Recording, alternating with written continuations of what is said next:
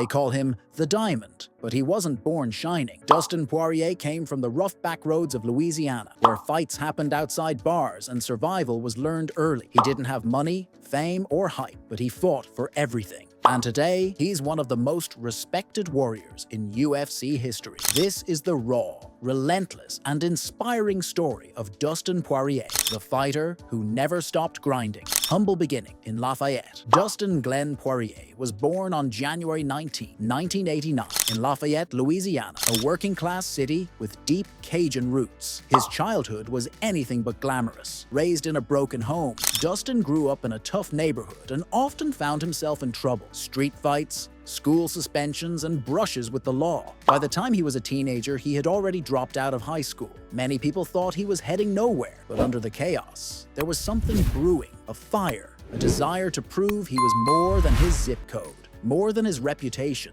Finding MMA, a way out, a way up. Dustin's journey into MMA started at the age of 17. He walked into a local gym, Gladiators Academy, just looking to learn how to fight. What he found was a new path, one that would pull him away from street fights and give his life structure, focus, and purpose. MMA gave Dustin something he never had: discipline. He trained obsessively, often sleeping in his car between sessions. Fighting wasn't a hobby for him, it was survival. It was everything. He quickly started climbing the amateur ranks, winning local bouts across Louisiana. His aggressive style, granite chin, and relentless pace made him stand out. But it wasn't just the violence that caught people's attention, it was the heart. Dustin fought like a man with something to prove, because he was. By 2009, he turned professional. By 2011, he was in the UFC. Early UFC years. The featherweight grinder, Dustin made his UFC debut at UFC 125 in 2011 against Josh Grisby, stepping in on short notice.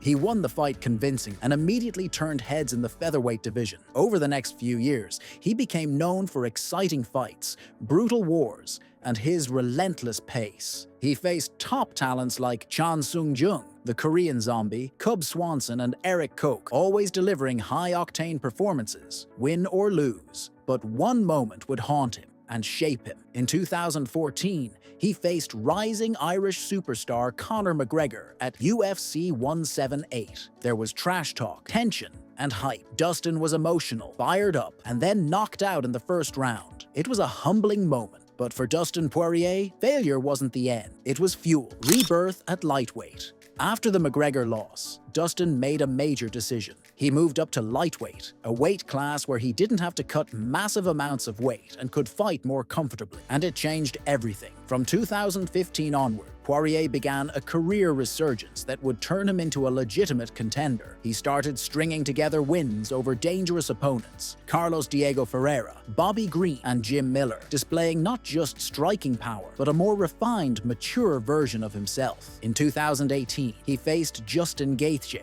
a savage striker known for chaos and violence. The fight was a war, but Dustin emerged victorious, stopping Gaethje in the fourth round. That win solidified him as a top-tier lightweight. And he wasn't done. Taking out legends. After the Gaethje fight, Poirier went on a tear. He defeated Eddie Alvarez, a former UFC champion, in a thrilling rematch. Then he faced Max Holloway, the reigning featherweight champion, for the UFC interim lightweight title at UFC 236. In a 5-round war that showcased Dustin's grit, power, and evolution as a fighter, he beat Holloway by unanimous decision. It was one of the most emotional moments in UFC history. After 10 years in the game, Dustin Poirier was finally a champion. He cried in the cage, overwhelmed by what he had just accomplished. From street fights to gold belts, this was the moment he proved the doubters wrong. The Khabib challenge. Holding the interim title meant one thing: a shot at the undisputed champion. Khabib Nurmagomedov, the undefeated Dagestani grappler who had dominated everyone. At UFC 242, Poirier faced Khabib in Abu Dhabi. He showed flashes of brilliance and even locked in a deep guillotine choke that had fans holding their breath. But Khabib was too much. He submitted Poirier in the third round. Even in defeat, Dustin's stock didn't fall. He had fought with honor and heart, and the fans respected him more than ever. Title shots and setbacks. In late 2021, Dustin got another chance at undisputed gold, this time against Charles Oliveira, the UFC's most dangerous submission artist. Dustin started strong, hurting Oliveira in the first round, but in the second, he got taken down, and by the third, he was caught in a rear naked choke. Once again, the belt slipped through his fingers, but once again, Poirier didn't quit. In 2023, he returned to face Michael Chandler, a fight many dub Fight of the Year candidate. It was brutal, fast-paced, and explosive, and Dustin won via submission. Even when he didn't hold the belt, he was still the man fans tuned in to watch. Beyond the cage, the Good Fight Foundation. Dustin Poirier isn't just a fighter, he's a giver. Alongside his wife Jolie, he launched the Good Fight Foundation, a non-profit that donates to underserved communities, funds playgrounds, supports struggling families, and helps schools in Louisiana. He's auctioned his fight gear for charity, raised hundreds of thousands of dollars, and even partnered with UFC and rival fighters to raise awareness for good causes. In a sport often associated with brutality, Dustin showed compassion, humility, and generosity. He was fighting battles outside the cage and winning. Legacy: the Diamond Standard. Dustin Poirier's nickname, the Diamond, couldn't be more fitting. Diamonds are formed under pressure, and Poirier's entire life has been a pressure cooker. He fought his way out of poverty, past addiction and violence, through heartbreak and setbacks. He didn't become a legend because of flawless technique or